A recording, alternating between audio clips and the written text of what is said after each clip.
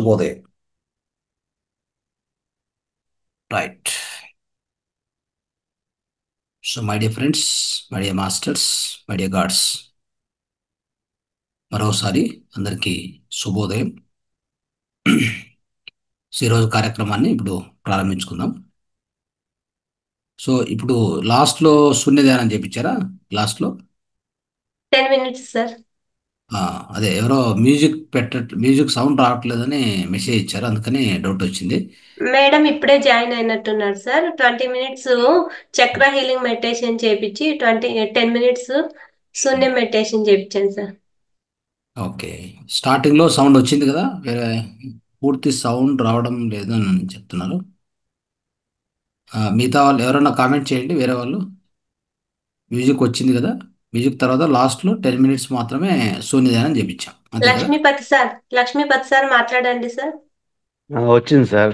ఫస్ట్‌లో వచ్చింది. ఇప్పుడు మళ్ళీ 10 నిమిషాలు మాత్రమే సైలెంట్ ఉన్నది sir. Very good, very good. అయితే మేడం ఎవరో లేట్గా జాయిన్ అంటున్నారు వాళ్ళు. అవును సార్. నమస్తే sir. Right. Okay. Thank you. Yes.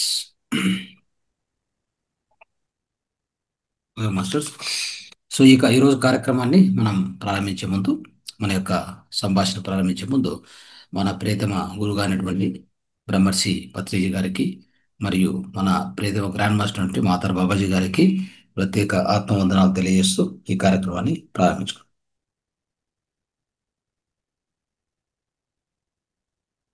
Right. Okay masters, so ఈరోజు మన యొక్క సబ్జెక్ట్ ఏంటంటే భ్రమ అంటే ఏంటి, వాస్తవికత అంటే ఏంటి. ఓకే. సో ఈ సబ్జెక్ట్ను యాక్చువల్గా చెప్పాలంటే భ్రమ, వాస్తవికత, వీటి గురించి శంకరాచార్య గారు, ఆది శంకరాచార్యులు అద్భుతంగా మనకు వివరించారు యాక్చువల్గా చెప్పాలంటే. సో భజగోవిందంలో కానీ, సో అనేక శ్లోకాల్లో ఆయన చాలా అద్భుతంగా వాటి గురించి వివరణ ఇవ్వడం జరిగింది. సో భ్రమ అంటే భ్రమ అంటే మనకందరికి తెలుసు, ఇల్యూజన్ అంటే ఇంగ్లీష్లో, భ్రమ అంటే తెలుగులో దానే మాయా అని కూడా అంటుంటాం కదా, మాయా అంటాం. తర్వాత వాస్తవిక అంటే మన చుట్టూ మనం చూస్తున్నది వాస్తవం అనుకుంటూ ఉంటాం, కానీ అది వాస్తవం కాదు. ఓకే. ఇవి కొన్ని విషయాలు ఆ, కొంత ఆ, వ్యతిరేకంగా కనిపిస్తాయి, కానీ వాటి గురించి మనం ఒకదానికొకటి నిదానంగా అర్థం చేసుకుంటూ పోతే వీటి గురించి మనకు ఎక్కువ వివరాలు తెలుస్తాయి. సో దాన్ని మనం అర్థం చేసుకుందాం. సో ఇక్కడ మనకు ద్వైత అద్వైత అని రెండు ఉన్నాయి. ద్వైత అద్వైత. సో ద్వైతలో ఎలా ఉంటుందంటే ఎప్పుడు కూడా రెండు విడివిడిగా ఉంటాయి. దేవుడు వేరే, నేను వేరే అనేటువంటిది. మీ మాటలు వినిపించడం లేదు, మొత్తం మీద మీదే ఏదో ప్రాబ్లం ఉంది. అర్థమైందా? సరస్వతి మేడం, మీ మైకు, మీ స్పీకర్తో ప్రాబ్లం ఉంటుంది. మిగతా వాళ్ళకి వినిపిస్తుందా నేను మాట్లాడేది? ఎస్. ఓకే. రైట్. ఓకే. ఇప్పుడు ఎలా ఉంటుందంటే ఆ, ఎన్నో విషయాలు మనం కూలంకషంగా అర్థం చేసుకోనికి ప్రయత్నం చేస్తే ఈ ద్వైత అద్వైత రెండు ఉన్నాయి. సో మన ఆది శంకరాచార్యులు వీటి గురించి అంటే అద్వైత సిద్ధాంతాన్ని ప్రతిపాదించారు. సో అద్వైత మరియు విశిష్ట అద్వైత దాన్ని కూడా ప్రతిపాదించారు. ఇక్కడ ద్వైతలు ఏంటంటే రెండు సపరేట్. అంటే మనకు అక్కడ ఎలా ఉంటుందంటే స్పిరిచువాలిటీ, మెటలిస్టిక్ అంటే మన యొక్క ప్రాపంచికము, తర్వాత ఈ యొక్క ఆధ్యాత్మికం రెండు సపరేట్గా చూడడం అనేది అదే ద్వైతం. అదేవిధంగా దేవుడు మరియు మనిషి ఈ రెండింటిని సపరేట్గా చూస్తూ దాన్ని సపరేట్గా అలాగే కొనసాగిస్తూ ఉంటాం భక్తి యుగంలో, అవునా కదా? సో అలా జరుగుతున్నప్పుడు దాని పేరు అది ద్వైతము అని చెప్తాం మనం. సో ద్వైతంలో ఏముంటుందంటే అది వేరే, నేను వేరే. అదేవిధంగా ఈ ప్రాపంచికం వేరే, ఈ యొక్క ఆధ్యాత్మికం వేరే అని అక్కడ ప్రతిపాదించ జరుగుతుంది. అది యాక్చువల్గా అది వాస్తవిక కాదు. అది ఒక రకంగా చెప్పాలంటే అది భ్రమ మాత్రమే. సో అందుకే అద్వైతం అనేటువంటిది శంకరాచార్యులు దాన్ని ఏం చేశారంటే ఆ అద్వైతాన్ని బోధించారు. ఆ అద్వైతంలో ఏం చెప్తారంటే, సో దాంట్లో క్లియర్గా భగవద్గీతలో చెప్పింది అదే, శంకరాచార్యులు చెప్పింది అదే, అదే శ్రీకృష్ణ పరమాత్మ చెప్పింది అది, అన్నీ కూడా ఒకటే. అయితే ఇవన్నీ కూడా అద్వైతానికే చెందుతాయి. అద్వైతంలో ఎలా ఉంటుందంటే ప్రాపంచికం వేరు కాదు, ప్రాపంచికము ఈ ఆధ్యాత్మికం రెండు ఒకటే. తర్వాత దేవుడు, మనిషి ఆ రెండు ఒకటే. అంటే దేవుడు దేవుడు అనేవాడు బయట ఎక్కడో ఉన్నాడు, విగ్రహంలో ఉన్నాడు, ఒక టెంపుల్లో ఉన్నాడు, ఇలా అనుకోవడం అనేటువంటిది ద్వైతం. అప్పుడు ఏం చేస్తామంటే మనము దేవుణ్ణి సపరేట్గా పెట్టి కొలుస్తూ ఉంటాం. సో దేవుణ్ణి అక్కడ పెట్టి కొలుస్తూ ఉంటాము. ఇక్కడ మనిషి మనిషి వేరే, దేవుడు వేరే అని ఈ రెండు సపరేట్ అయిపోతాయి. ఈ రెండు ఎప్పుడూ సపరేట్ కాదు.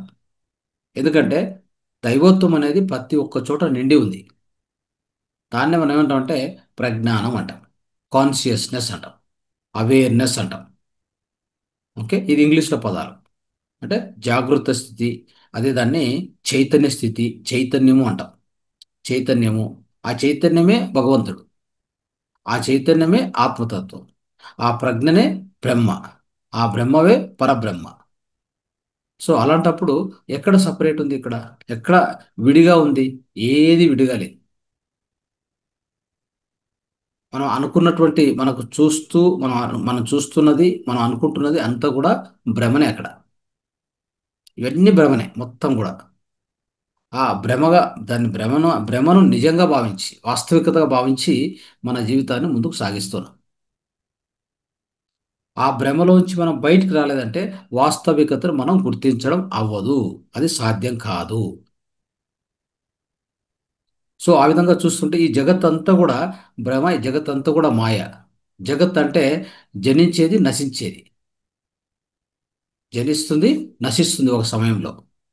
ఒక సమయంలో జనిస్తుంది, ఇప్పుడు మనకు కనిపిస్తుంది ఉంది అన్నట్టుగా. ఇంకో సమయంలో అది నశించిపోతుంది, నస్వరం. సో అలా జనించి నశించిపోయేదాన్ని జగత్తు అంటాం. ప్రపంచం అంటే పంచభూతాలతో నిండు, పంచభూతాలతో ఆ, ప్రచోదంగా, పంచభూతాలతో ప్రచోదంగా ఉండేదాన్ని ప్రపంచం అంటాం. ఈ ప్రపంచంలో పంచభూతాలు తప్ప ఇంకేమీ లేదు. అంటే ఆ పంచభూతాల వెనుక ప్రజ్ఞ ఉంది, అది మనం అర్థం చేసుకోవాలి. ఆ ప్రజ్ఞ ఉంది అని తెలియజేసేదే మన యొక్క ఈ అద్వైత సిద్ధాంతం కానీ, తర్వాత మన యొక్క ఆధ్యాత్మిక, నిజమైన ఆధ్యాత్మికత అంటే పంచభూతాలు ఒకటే కాదు, పంచభూతాలు వెనుక ఒక ప్రజ్ఞ ఉంది. సో ఈ ప్రపంచంలో ప్రచోదంగా, ఈ ప్రచోదంగా ఉన్న పంచభూతాలతో నిండి ఉన్నదాన్ని ప్రపంచము అంటాం. సో ఈ విధంగా మిత్రులారా, ఇక్కడ ఏమవుతుందంటే ప్రతి విషయాన్ని కూడా మనం కూలంకుషంగా అర్థం చేసుకుంటే రెండు ఎక్కడా లేవు, ఉన్నదంతా ఒకటే. ఉన్నదంతా ఒకటే. అంటే మనం ఏం చేస్తామంటే ఈ యొక్క వాస్తవంలో ఈ భ్రమగా భావించే, భ్రమగా కనిపించే ఈ ప్రపంచంలో ఈ ఈ యొక్క ప్రాపంచికాన్ని, ఈ ప్రాపంచిక జీవితాన్ని, ఆధ్యాత్మిక జీవితాన్ని వేరుగా చూస్తూ ఉంటాం. అది అది కరెక్ట్ కాదు, అసలు వాస్తవిక కాదు, అది భ్రమ మాత్రమే, మన భ్రమ మాత్రమే అది. That's called maya, illusion. అది ఎలా సపరేట్ చేయగలం? మనము ఈ యొక్క ఆధ్యాత్మికతాన్ని, ప్రాపంచికాన్ని, ఈ రెండింటిని, ప్రాపంచికతను ఆధ్యాత్మికతను వేరు చేయలేము. రెండు ఒక్కటే. ఎందుకు అంటే మనము, మన లోపల నిండి ఉన్నది ఆ యొక్క ప్రజ్ఞ, ఆ యొక్క ఆత్మ చైతన్యము. మనం ఒకటే కాదు, మనకు కనిపిస్తున్న అన్ని వస్తువులు, ఈ జగత్తంతా, ఈ జగత్తులో ఉన్న చర అచర, అంటే కదిలేటువంటివి, కదలనటువంటివి, అంటే ఖనిజ సామ్రాజ్యం నుంచి, వృక్ష సామ్రాజ్యం నుంచి, నీటి సామ్రాజ్యం నుంచి, మానవ సామ్రాజ్యం, పక్షి సామ్రాజ్యం, ఎక్కడ తీసుకున్నా ఉన్నటువంటిది ఒక్కటే ఒకటే. అదే ప్రజ్ఞ, ప్రజ్ఞానం బ్రహ్మ, అదే ఆత్మ చైతన్యము. అది మించి, అది అది తప్పితే ఇంకా ఏమీ లేదు, ఎక్కడ ఏమీ లేదు. ఈ విషయాన్ని మనం అర్థం చేసుకోవట్లేదు. ఒక సామాన్య మానవునికి ఇది అర్థం కాదు. ఒక సామాన్య మానవునికి ఏమర్థం అవుద్దంటే కనిపిస్తున్న ప్రపంచమే నిజం, వాస్తవం అనుకుంటూ ఉంటాడు. అతని తల్లిదండ్రులు నిజం అనుకుంటాడు, అతని కొడుకులు నిజం అనుకుంటాడు, అతని ఆస్తులు నిజం అనుకుంటాడు, అతని అతని యొక్క కీర్తి ప్రతిష్టలు నిజం అనుకుంటాడు, అతని పేరు నిజం అతని వంశం నిజం అనుకుంటాడు. అయితే అవన్నీ కూడా భ్రమనే. అది ఏది నిజం కాదు అనేది మనకు అది అర్థం కావాలి. అది సామాన్య మానవునికి అర్థం కాదు అది. అందుకోసమే మనం చూస్తూ ఉంటాం. సరస్వతి మేడం, మీ సౌండ్ మీది ప్రాబ్లం ఉంది, మనది ప్రాబ్లం లేదు. ఓకే. సో ఒకసారి ఆ, ఓకే కదమ్మా, వినిపిస్తుంది కదా? వినిపిస్తుంది సార్. వినిపిస్తుందా నీట్గా? వినిపిస్తుంది sir. Thank you. Okay. So ఇక్కడ ఈ విషయాల్ని మనం అర్థం చేసుకుంటే ఉన్నదంతా ఏంటంటే కాన్షియస్నెస్. అంటే ఉన్నదంతా కూడా కాన్షియస్నెస్. సో ఎలా ఉంటుందంటే ఒక పదార్థం ఒక పదార్థం తీసుకుందాం.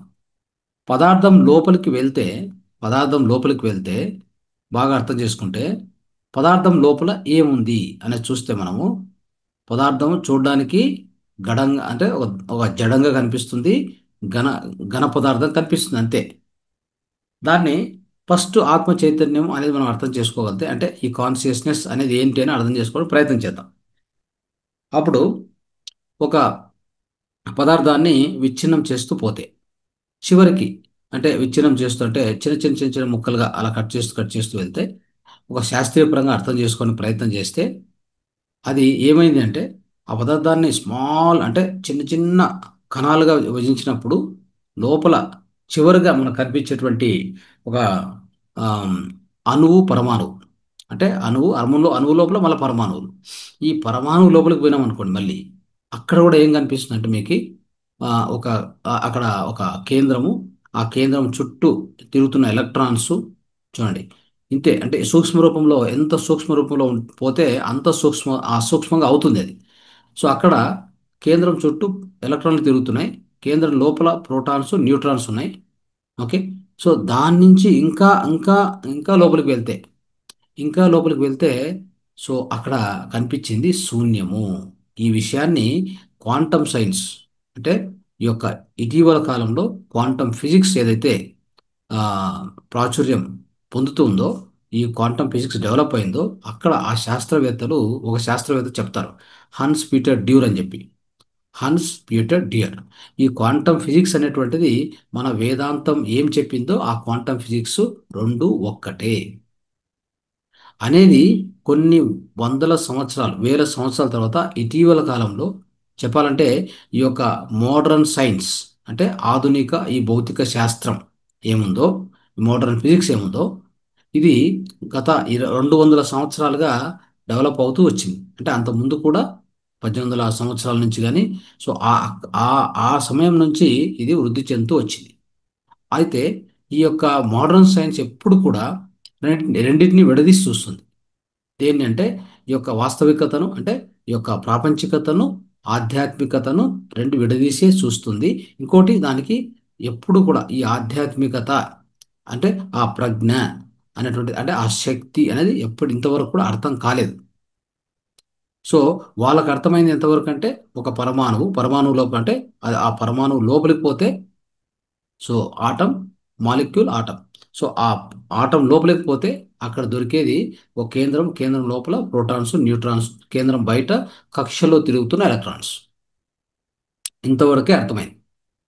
సో దీనిపైన వాళ్ళు ఎప్పుడు కూడా వెళ్ళలేదు. సో అయితే ఆ విధంగా జరుగుతూ ఎన్నో ఇన్వెన్షన్స్ జరిగాయి. అంటే బల్బ్ వచ్చింది, రకరకాల ఎలక్ట్రానిక్ గ్యాడ్జెట్స్ వచ్చాయి. ఈరోజు టెక్నాలజీ సాంకేతికంగా ఎంతో వృద్ధి చెందాం కదా.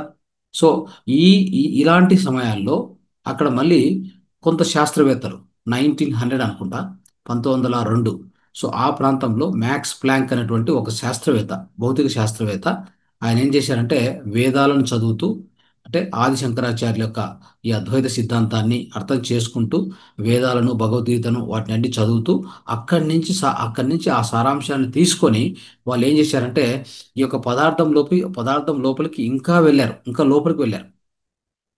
లోపలికి వెళ్తూ వెళ్తూ ఉండగా వాళ్ళకు కనిపించింది, లభించింది నిజంగా అద్భుతమైనటువంటి ఆశ్చర్యకరమైన విషయం ఏంటంటే అక్కడ ఏమీ లేదు, శూన్యము. ఈ విషయాన్ని ఆయన అంటే ఆయన తర్వాత మ్యాక్స్ ప్లాంక్ తర్వాత నెక్స్ట్ వచ్చేసి వర్నర్ ఐసెన్బర్గ్, ఆయన వర్క్ చేశారు దాని మీద. నెక్స్ట్ అంటే మ్యాక్స్ ప్లాంక్తో పాటు ఉన్నటువంటి ఒక అద్భుత శాస్త్రవేత్త వర్నర్ ఐసెన్బర్గ్, ఆయనకు నోబెల్ బహుమతి కూడా దొరికింది ఈ విషయం మీదనే. అర్థమైందా? సో అదే అదే సంస్థకు సంబంధించి ఆల్బర్ట్ ఐన్స్టీన్ కూడా ఉన్నాడు. ఓకే. సో అలాగా అలా వస్తూ వస్తూ ఏమైందంటే ఈ యొక్క వర్నర్ ఐసెన్బర్గ్ అంటే ఈ యొక్క మ్యాక్స్ ప్లాంక్ చేసిన దాన్ని కొనసాగించి, సో అక్కడ ఆ, అంటే నిజంగా వాస్తవంగా మన యొక్క పదార్థం లోపలికి విచ్ఛిన్నం చేసుకుంటూ పోతే అక్కడ ఏముంది అని కనుక్కోవడానికి వాళ్ళు ప్రయత్నం చేశారు.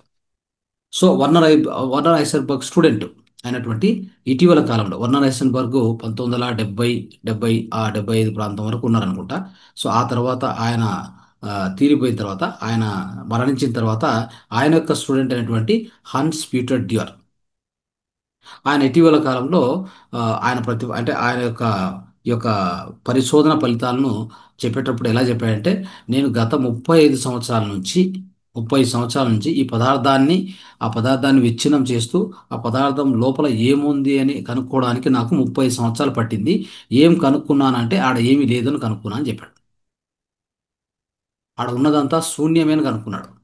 ఆ ఉన్నదంతా శూన్యమని కనుక్కోవడానికి నాకు 30 సంవత్సరాలు పట్టింది అని చెప్పాడు. చివరికి చూస్తే నేను కనుక్కున్న తర్వాత ఆ విషయాన్ని, లోపల శూన్యం ఉంది, లోపల ఉండేదంతా ఆ యొక్క కాన్షియస్నెస్, అంటే ఆ శూన్యత్వము అనేది ఉంది కదా, అది కనుక్కోవడానికే నాకు 30 సంవత్సరాలు పట్టింది. అయితే తర్వాత చూస్తే నేను కనుక్కున్నది ఆ వేదాల్లో చెప్పింది రెండు ఒకటే అని చెప్పాడు.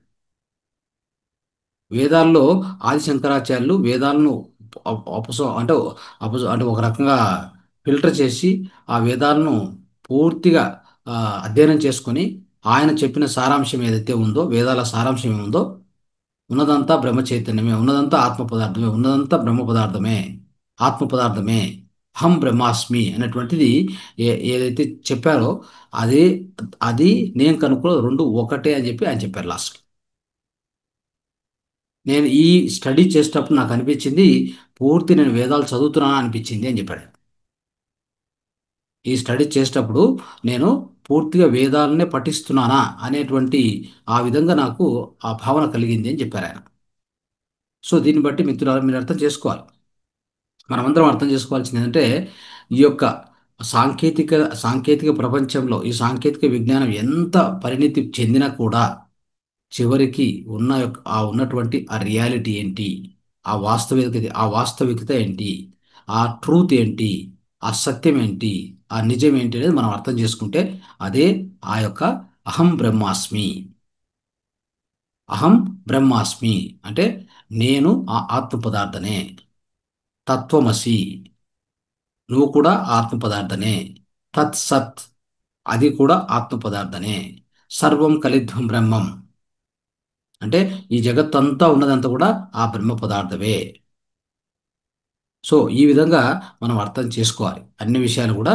సో కాబట్టి సో దీన్ని బట్టి అక్కడ మనం అర్థం చేసుకోవాల్సిందంటే, ఒక వస్తువు ఒక వస్తువు తర్వాత ఆ వస్తువులో ఉన్నటువంటి ఆ వస్తువు లోపల ఏదైతే ఆ యొక్క చైతన్యం ఉందో, ఆ చైతన్యం నుంచే ఆ వస్తువు రూపుదిద్దుకొని ఉంటుంది ఎప్పుడు కూడా.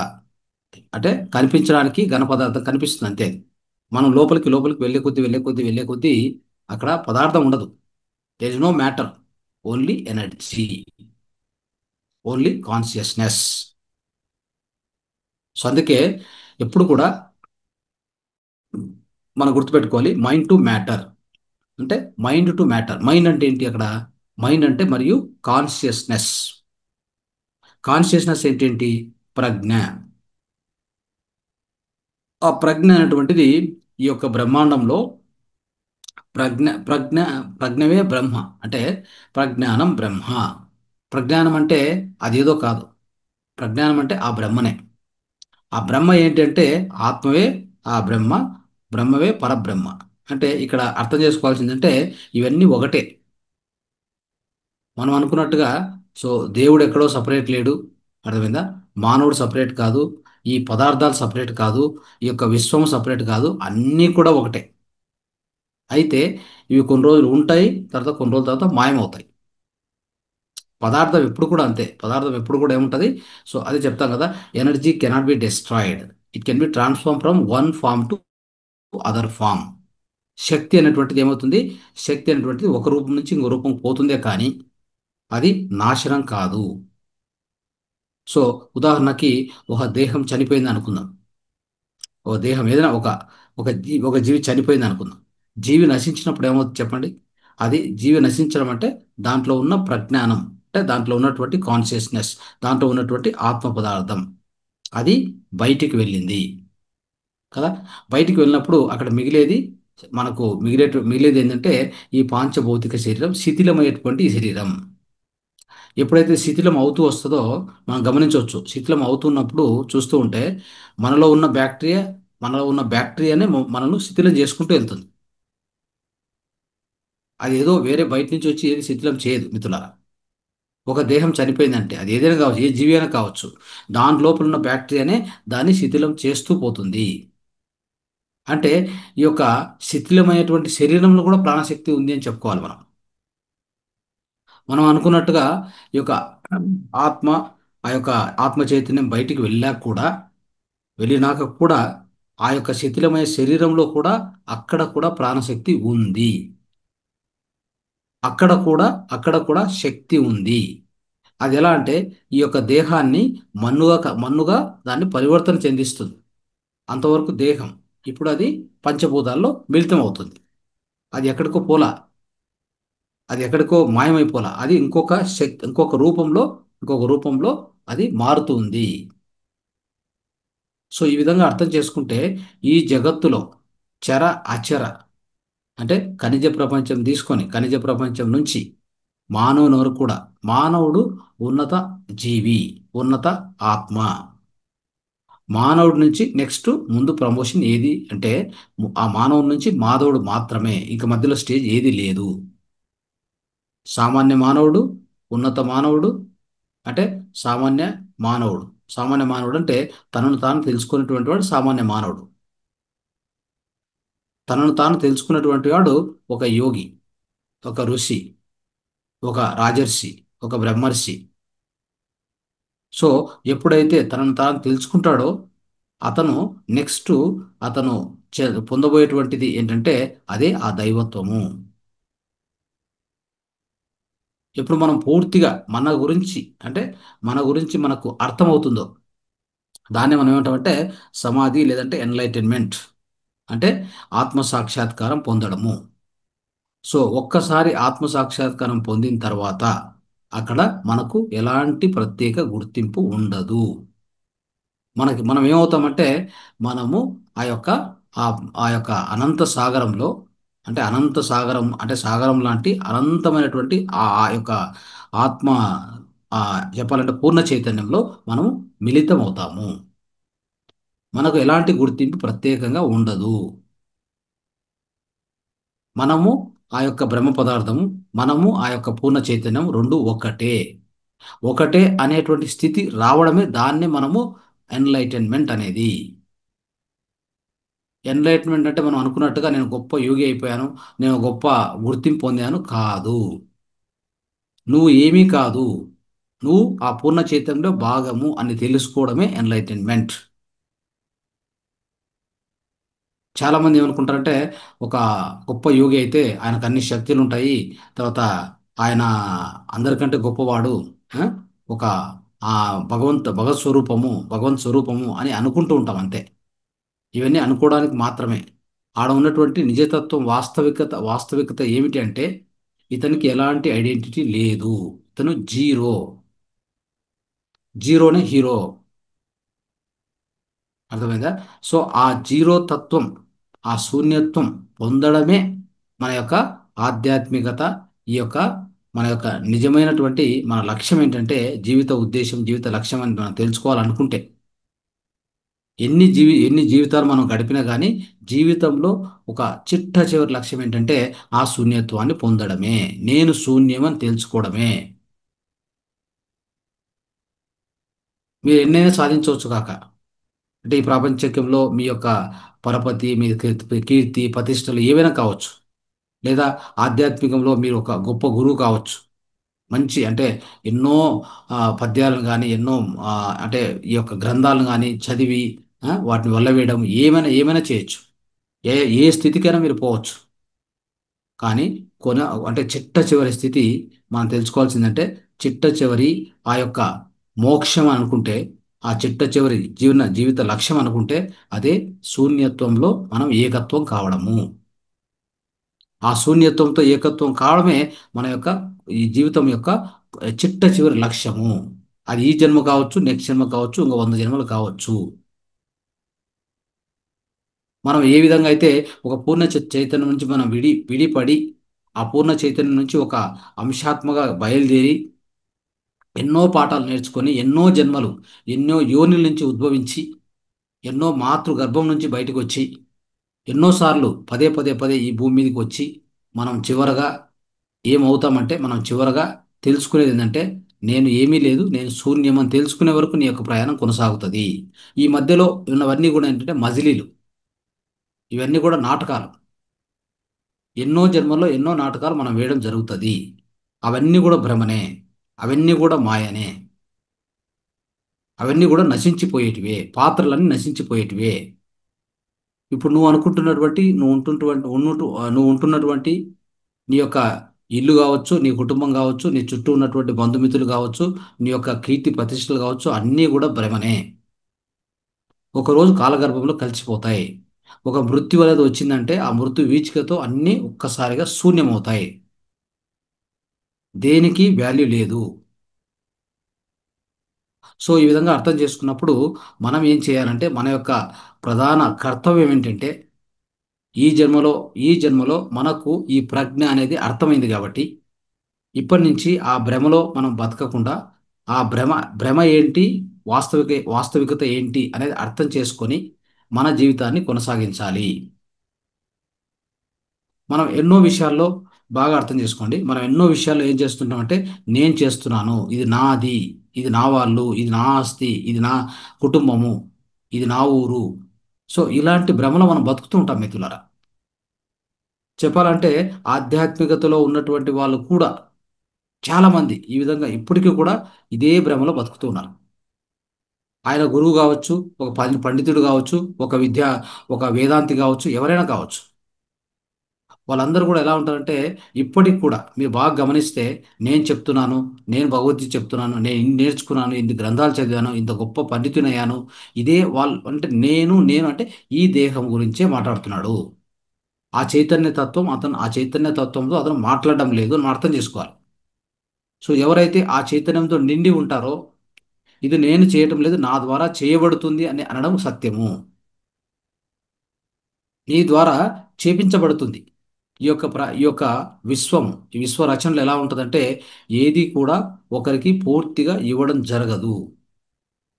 అది అంటే ఎలాంటి సన్నివేశంలోనైనా ఎలాంటి సందర్భంలో కానీ అది నీ ద్వారా జరిపించబడుతుంది కానీ అది నువ్వు చేయడం లేదు, నువ్వు చేయడానికి సాధ్యం కాదు. నువ్వెవరు? నువ్వు నశించిపోయే ఈ దేహమా, నశించిపోయే ఈ ఆత్మన, నశించిపోయే ఈ యొక్క మనస్సా, నశించిపోయేటువంటి ఈ బుద్ధినా? అది కానే కాదు. మరి అప్పుడు నీవెవరు? నువ్వు వచ్చేసి నువ్వు ఎవరు అంటే నేను ఎవరు అంటే నేను, నువ్వు అన్నీ కూడా ఈ యొక్క నశించనటువంటి నాశనం లేనటువంటి ఆ ఆత్మ పదార్థనే.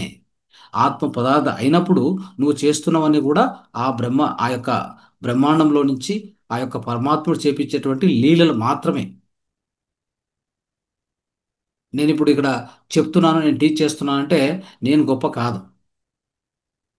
నాలో ఉన్నటువంటి ఆ ఆత్మ పదార్థ అంటే నాలో ఉన్నటువంటి ఆత్మ చైతన్యం నా చేత మాట్లాడిస్తుంది, నా యొక్క దేహాన్ని వాడుకుంటుంది.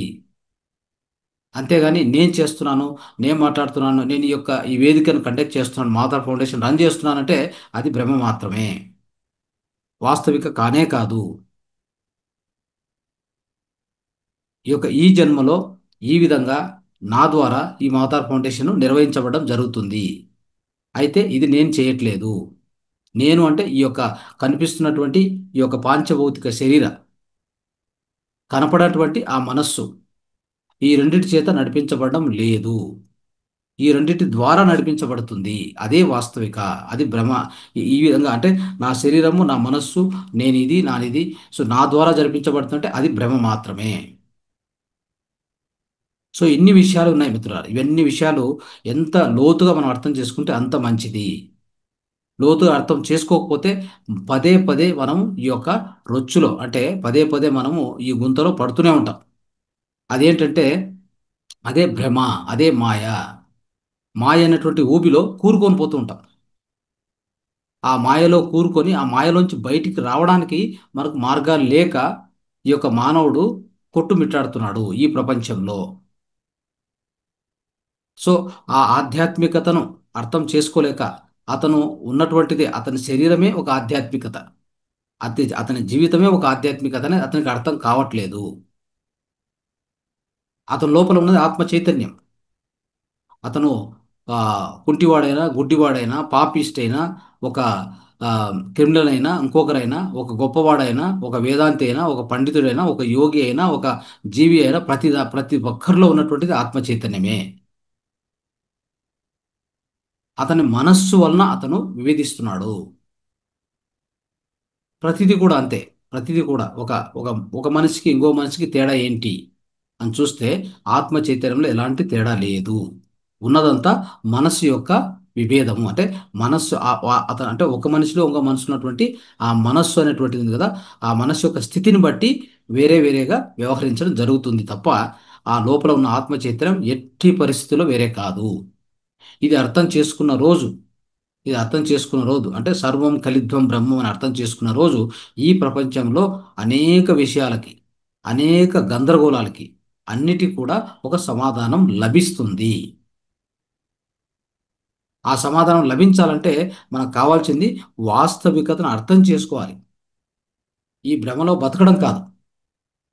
ఆ విధంగా ఇప్పుడు మనం ఎప్పుడైతే ఒక పదార్థాన్ని అర్థం చేసుకుంటూ పోతే లోపల శూన్యత్వం ఉందని చెప్పాను కదా, ఆ శూన్యత్వమే ఆ యొక్క చైతన్యము, ఆ శూన్యత్వమే దైవత్వము, ఆ శూన్యత్వమే పరబ్రహ్మ, ఆ శూన్యత్వమే ఆత్మ పదార్థము. ఇంకేముంది ఇక్కడ ఈ యొక్క ప్రపంచంలో? ఈ మొత్తం ఈ జగత్తు అనుకుంటే కనిపించే, మన కంటికి కనిపించే ఈ జగత్తులో ఏముంది అంటే ఆత్మ పదార్థం తప్ప ఏమీ లేదు అని అర్థమైపోయింది. నువ్వు ఎంత గొప్ప పండితుడు కావచ్చు, యోగి కావచ్చు, నీ లోపలికి వెళ్ళే కొద్దీ వెళ్ళే కొద్దీ వెళ్ళే కొద్దీ కళ్ళు మూసుకొని కళ్ళు మూసుకొని మన లోపలికి మనం ప్రయాణం చేసే కొద్దీ చేసే కొద్దీ చేసే కొద్దీ మనకు అక్కడ లోపల కనిపించే శూన్యం తప్ప ఇంకా ఏమీ లేదు. దీనికే ఆధ్యాత్మికంలో ఈ ధ్యాన మార్గాన్ని బోధించడం జరిగింది. ఆ శూన్యత్వాన్ని, ఆ యొక్క ఆత్మను మనం చేరుకోవాలంటే, ఆత్మతత్వాన్ని మనం ఎరుకలోకి తెచ్చుకోవాలంటే మనకున్నటువంటి వారధి శ్వాస. శ్వాస మన యొక్క ఆత్మకు అతి దగ్గరలో ఉన్నటువంటిది. ఈ ఆత్మ ఎరుక మనం కోల్పోయాము. ఈ బాహ్య ప్రపంచంలో ఉన్నటువంటి 800 కోట్ల జనాల్లో కూడా ఏ తక్కువ ఏ తక్కువ పర్సెంటేజ్లో అంటే ఒక 10 నుంచి 15% కూడా ఈ ఆత్మ ఎరుక లేకుండా జీవిస్తున్నారు. వారందరికీ ఆధ్యాత్మికత వేరే, ప్రాపంచికత వేరే అని అనుకుంటూ ఉన్నారు. Spirituality is the base, spirituality is the route, physicality is the fruit. Spirituality లేనిది ఈ ఫిజికాలిటీ లేదు, లేదుగాక లేదు.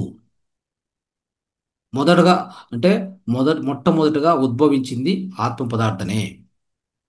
ఆ పూర్ణ చైతన్యం నుంచి ఈ యొక్క భూమి కానీ, సూర్యుడు కానీ, వివిధ విధ గ్రహాలు కానీ, వివిధ విధ నక్షత్రాలు కానీ అన్నీ ఉద్భవించింది ఆ చైతన్యం నుంచే. ఇవన్నీ కూడా ఆత్మ చైతన్య పదార్థాలే. ఈ భూమి కూడా ఏదో ఒక రోజు నశించిపోతుంది. ఒక మానవుని కదా 120 సంవత్సరాలు, ఒక 120 సంవత్సరాల ఆయుష్ ఇచ్చినట్టుగా ఈ భూమికి కూడా కొన్ని కోట్ల సంవత్సరాలు ఇచ్చి ఉంటారు. ఆ కొన్ని కోట్ల సంవత్సరాల తర్వాత అంటే ఈ అనంత బ్రహ్మాండ చైతన్యంలో ప్రతిదానికి కూడా ఒక వయస్సు, ఒక సమయం ఇవ్వడం జరుగుతుంది. ఆ తర్వాత భూమి కూడా నశించి మరొక రూపాన్ని దాలుస్తుంది. భూమి కూడా ఒక చైతన్య పదార్థమే. భూమి కూడా ఒక శక్తి పదార్థమే. ఒక సమయం తర్వాత ఈ యొక్క చైతన్య పదార్థం, ఈ యొక్క భూమి అనేటువంటి ఈ కనిపిస్తున్న భౌతికతను మార్చుకొని అది నశించిపోయి మరి ఇంకొక రూపాన్ని దాలుస్తుంది. కానీ ఈ భూమి శాశ్వతం కాదు. మనం ఎట్టి పరిస్థితుల్లో శాశ్వతం కాదు. ఈ దేహము, ఈ మనసు ఎట్టి పరిస్థితుల్లో శాశ్వతం కాదు. ఈ రెండు నశించిపోయేటివే. అయితే మన లోపల ఉన్నటువంటి ఆ నశించిపోనటువంటిది ఏదైతే ఉందో అదే దేవుడు, అదే జీవుడు, అదే భగవంతుడు, అదే పరమాత్ముడు, అదే ఆత్మ. ఇక వేరే ఏది కాదు. ఇది అర్థం చేసుకోవడానికే మన యొక్క ధ్యానం యొక్క ఉద్దేశము. ఈ యొక్క జీవిత పరమాది, జీవిత ఉద్దేశం, జీవిత లక్ష్యము, చిట్ట చివరి లక్ష్యము. దానికోసమే ప్రతినిత్యం మనం ధ్యానం చేస్తున్నాం. ధ్యానంలో శ్వాస మీద ధ్యాస పెడుతున్నాం. శ్వాస ద్వారా ఆత్మ యొక్క ఎరుకను మనం సంపాదించుకుంటున్నాం. నేను ఈ దేహం కాదు, నేను ఈ మనస్సు కాదు, ఈ దేహం కాదు, మనస్సు కాదు, నేను ఆత్మని, నేను ఆత్మ పదార్థాన్ని నేను అర్థం చేసుకోవడానికి, ఆ ఎరుక సంపాదించడానికి నీకు అతి దగ్గరగా ఉన్నటువంటి ఆ యొక్క ఆ యొక్క దేవుడికి, ఆ యొక్క ఆత్మకి, ఆ యొక్క భగవంతుడికి అతి దగ్గరగా, అతి సమీపంలో తీసుకువెళ్ళేటువంటి ఒకే ఒక మార్గము, తీసుకువెళ్ళేటువంటి ఒకే ఒక సాధనం, అదే శ్వాస. ఇక ఏది తీసుకెళ్లేదు అక్కడికి, సాధ్యమే కాదు.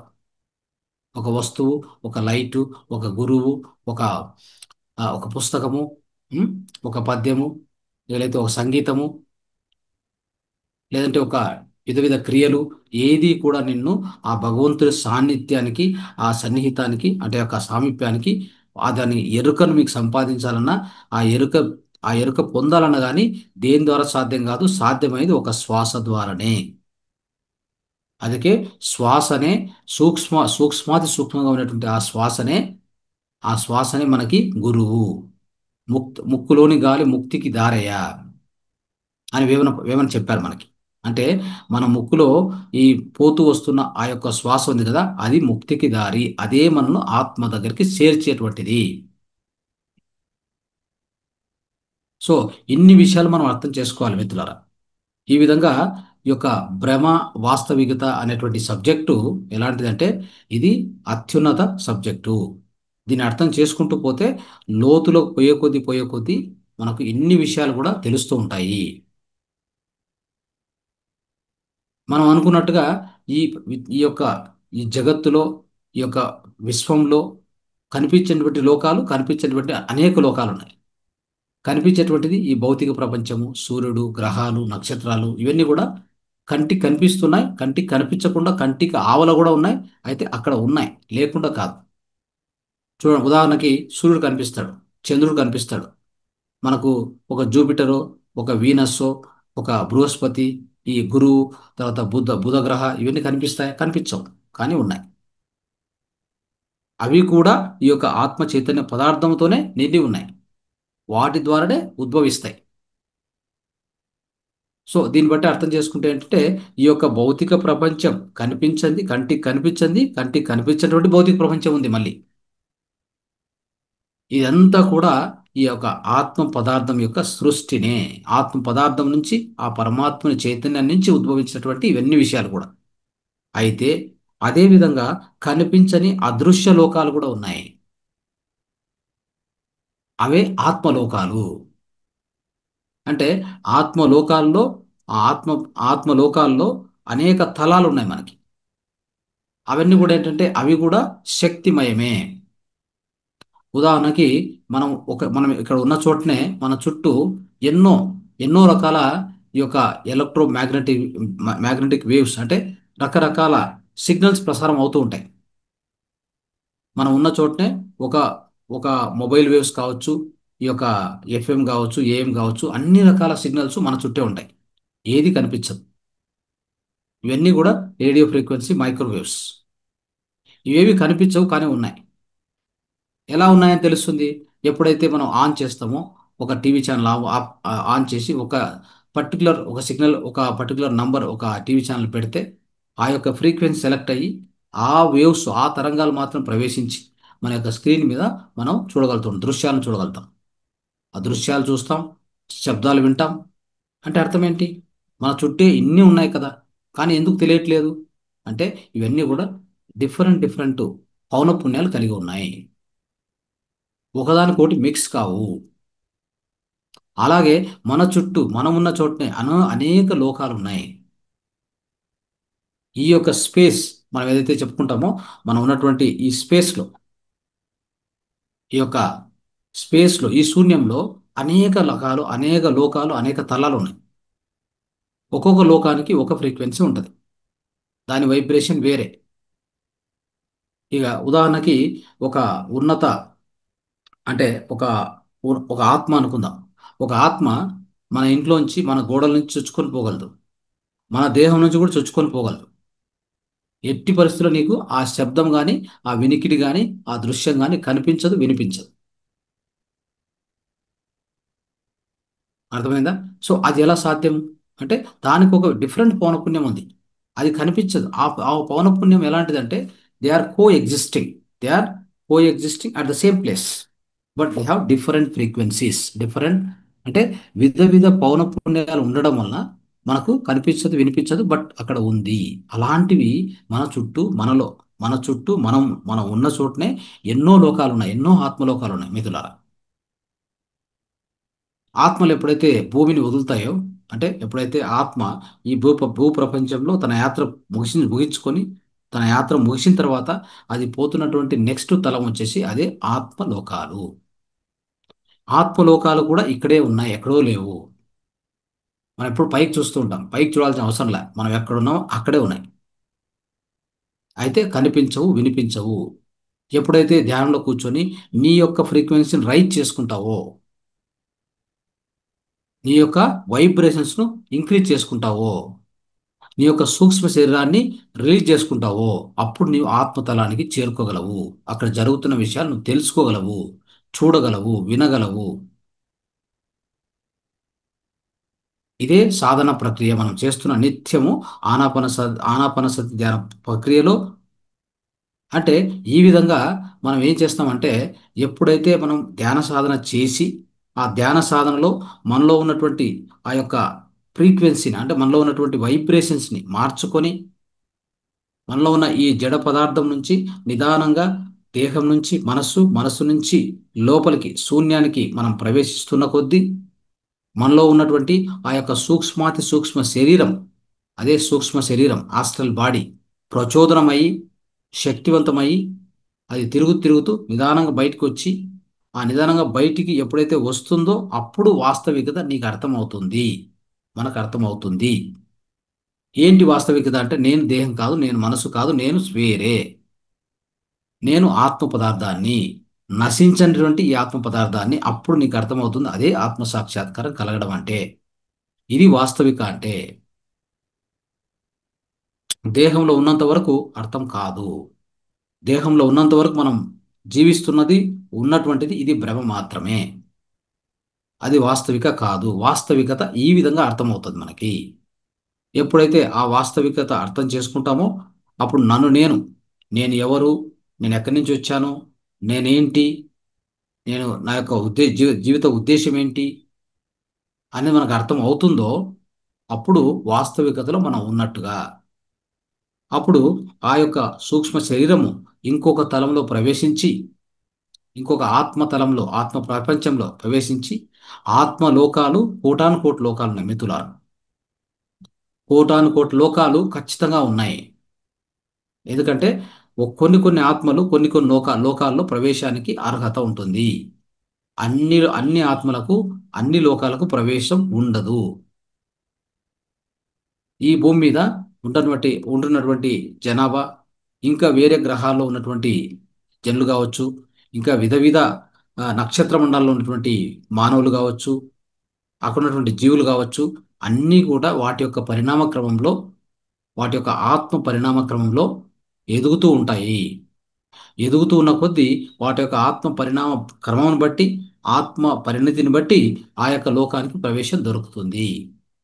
ఉదాహరణకి మనకి మన వేదాల ప్రకారంగా మనం తెలుసుకున్న ప్రకారంగా మనకున్నటువంటివి పైన అంటే 7 లోకాల పైన 7 లోకాల కింద ఉన్నాయి. అంటే అతమ లోకాలు 7, ఊర్ధ్వలోకాలు 7 ఉన్నాయి. ఇవన్నీ కూడా వాస్తవమే, భ్రమ కాదు. భ్రమ ఏదంటే ఈ జగత్తు, ఈ జనించేటువంటి నశించేటువంటిది ఈ ప్రపంచమే భ్రమ. ఇదే ఇల్యూజన్, ఇదే మాయ. నిజం ఏంటంటే, వాస్తవం ఏంటంటే మన లోపల ఉన్న ఆత్మ పదార్థం నిజమైన వాస్తవము. అది ఎప్పుడూ నశించదు, శాశ్వతంగా ఈ బ్రహ్మాండంలో ఎప్పుడూ ఉంటుంది. ఆ శాశ్వతంగా ఉండేటువంటిదే ఆత్మ పదార్థము. ఆ ఆత్మ పదార్థము మనం ఎప్పుడైతే అర్థం చేసుకుంటామో, మన సూక్ష్మ శరీరాన్ని మనం ఎప్పుడైతే ప్రచోదనం చేసుకుంటామో అప్పుడు మనకి ఇవన్నీ ఎరకకు వస్తాయి. తర్వాత దీని నుంచి మనం ఇంకో ఆత్మలోకానికి పోయినప్పుడు మనకు తెలుస్తుంది ఎన్ని ఆత్మలోకాలు ఉన్నాయి, కోటాను కోట్ల ఆత్మలోకాలు ఉన్నాయి. యాక్చువల్ జీసస్ క్రైస్ట్ చెప్తారు, there are many mansions in my father's kingdom అని చెప్తారు. నా యొక్క దేవుని రాజ్యంలో అనేక లోకాలు ఉన్నాయి, అనంత లోకాలు ఉన్నాయని చెప్తారు ఆయన. అంటే ఈ బ్రహ్మాండాన్ని మీరు అర్థం చేసుకోవచ్చు. సో ఏం జరుగుతుంది ఇక్కడ అంటే, కనిపించేటువంటి గ్రహాలు, నక్షత్ర మండలాలు, గెలాక్సీలు, ఇవి ఒక ఒక ఎత్తు అయితే, దీనికి మించి ఇదంతా కూడా చెప్తారు యాక్చువల్గా. భౌతికము 1% అయితే, కనిపించేటువంటి ఆధ్యాత్మికము, కనిపించేటువంటి ఆత్మలోకాలు 99% అని చెప్తారు. What we see is only 1%, what we cannot see is 99% అని చెప్తారు. అంటే ఈ ఆత్మ సామ్రాజ్యము ఎంత గొప్పది, ఆత్మ సామ్రాజ్యము ఎంత విశాలమైనటువంటిది, ఎంత విస్తారమైనటువంటిది, ఎంత అనంతమైనటువంటిది మనం అర్థం చేసుకోవాలి. అదే వాస్తవము, ఇంకా ఏది వాస్తవం కాదు. మిగతావన్నీ కూడా మిగతావన్నీ కూడా మనము ఈ భూమి మీద జీవించింది, ఈ భూమి మీద మన ప్రయాణము, మన యొక్క ఈ యొక్క ప్రాపంచిక ప్రయాణము, ఈ ప్రాపంచిక జీవితము అన్నీ కూడా నాటకమే. 4 రోజుల ఈ బ్రతుకు నాటకమే, ఏది కూడా వాస్తవం కాదు. కాబట్టి నాటకాన్ని నాటకంగా రంజింప చేయాలి, నాటకాన్ని నాటకంగా నటించాలి, రంజింప చేయాలి. నువ్వు ఆనందంగా ఉండాలి, అందరినీ ఆనందపరచాలి. అదే నాటకం యొక్క ఉద్దేశము. నాటకంలో పోయి ఏడు పాత్ర కూడా వస్తుంది, ఏడు పాత్ర కూడా ఉంటుంది, ఏడు పాత్రను కూడా నటించాలి, ఏడు పాత్రను కూడా రంజింపజేయాలి. అంతేగాని ఏడు పాత్ర ఇచ్చారని చెప్పి ఏడ్చుకుంటూ కూర్చుంటే మిగతా నీ ముందున్న వాళ్ళు కూడా ఏడ్చాల్సి వస్తుంది. అలా ఉంది మన జీవితం. ఎందుకంటే మనకు వాస్తవిక అర్థం కాలేదు. మనకు అర్థమైంది ఏంటి? ఆ యొక్క భ్రమ, భ్రమనే నిజము, భ్రమనే వాస్తవం అని మనం జీవిస్తున్నాం. ఇన్ని విషయాలు కూడా నేను ఇప్పుడు చెప్పింది కూడా, ఎన్ని విషయాలు కూడా ఈ యొక్క వాస్తవికతను, ఆ నిజమైన అంటే ఆ యొక్క ట్రూత్ను, ఆ సత్యాన్ని అర్థం చేసుకోవడానికి, అర్థం చేపించడానికి నేను ప్రయత్నం చేశాను. సో కాబట్టి మన ఈ యొక్క జీవితాన్ని నాటకంగానే తీసుకోవాలి. నవ్వుతూ, నటిస్తూ, మనం ఆనందంగా ఉంటూ ఇంకొకరిని ఆనందపరచాలి. ఇక్కడ దుఃఖించడానికి మనం కోల్పోయింది లేదు, మనం తెచ్చుకుంది లేదు, మనం తీసుకుపోయేది ఏది లేదు. ఈ విషయాన్ని కూలంకుషంగా మనం అర్థం చేసుకోవాలి. అది ధ్యానం ద్వారా, జ్ఞానం ద్వారా ఖచ్చితంగా అర్థమవుతుంది. అందుకే ధ్యానం నుంచి జ్ఞానం, జ్ఞానం నుంచి ముక్తి అని చెప్పారు పత్రి సార్. సో కాబట్టి సో జ్ఞానాగ్ని దగ్ధ కర్మాణం అని కూడా చెప్పారు. సో ఈ యొక్క దీని యొక్క అర్థం ఏంటంటే, మనం జ్ఞానం సంపాదించే కొద్దీ, జ్ఞానం ఎంత సంపాదిస్తామో, ఎంత ధ్యానం చేస్తూ ఉంటామో మనం శక్తిమయం అవుతాం. జ్ఞానం సంపాదించే కొద్దీ, మనలో ఆ జ్ఞానం పెరిగే కొద్దీ ఎన్నో విషయాల్లో మనకు ఒక క్లారిటీ, స్పష్టత వస్తుంది. జీవితం గురించి మనకు క్లారిటీ దొరుకుతుంది. అప్పుడు ఏమవుతుందంటే, మనం నిజంగా అప్పుడు మనకు ఆ యొక్క జ్ఞానం నుంచి మనకి ఏమర్థమవుతుందంటే, ఇది జరుగుతున్నదంతా కూడా నాటకం అని అప్పుడు అర్థమవుతుంది. అంతవరకు అర్థం కాదు. ఆధ్యాత్మిక జ్ఞానం తెలుసుకుంటూ, ధ్యానం చేసుకుంటూ, మన యొక్క ఈ యొక్క వాస్తవాన్ని అర్థం చేసుకోవడానికి, ఆ వాస్తవాన్ని అనుభవించడానికి మనం ప్రయత్నం చేస్తూ ఉండాలి. వాస్తవం ఏంటంటే ఆత్మ పదార్థమే వాస్తవము. That is the reality. Everything else is a illusion, everything else is a Maya, everything else is a భ్రమ. సో ఈ విషయాలు మనం ఈ విధంగా అర్థం చేసుకుందాం మిత్రులారా. సో ఇది ఎంతైనా దీంట్లో సబ్జెక్ట్ ఎంతంటే, దీనికి లోతు అనేది లేదు, దీనికి డెప్త్ అనేది లేదు. ఎంత డెప్త్గా మీరు వెళ్ళొచ్చు. వెళ్తున్న కొద్దీ, మీకు తవ్వుతున్న కొద్దీ, ఓ బావి కదా తవ్వుతుంటే నీళ్ళు వస్తూనే ఉంటాయి చూడండి. బావి లోపలికి పోయి తవ్వుతున్న కొద్దీ ఏమొస్తాయి? నీళ్ళు వస్తూనే ఉంటాయి. అలాంటిది ఈ సబ్జెక్ట్ ఇది. భ్రమ, వాస్తవికత. What is illusion, what is reality. Okay. So దీన్ని మీరందరూ కూడా అర్థం చేసుకున్నారని భావిస్తూ ఈరోజు ఈ కార్యక్రమాన్ని ముగిస్తున్నాం. థ్యాంక్ యూ, ధన్యవాదాలు.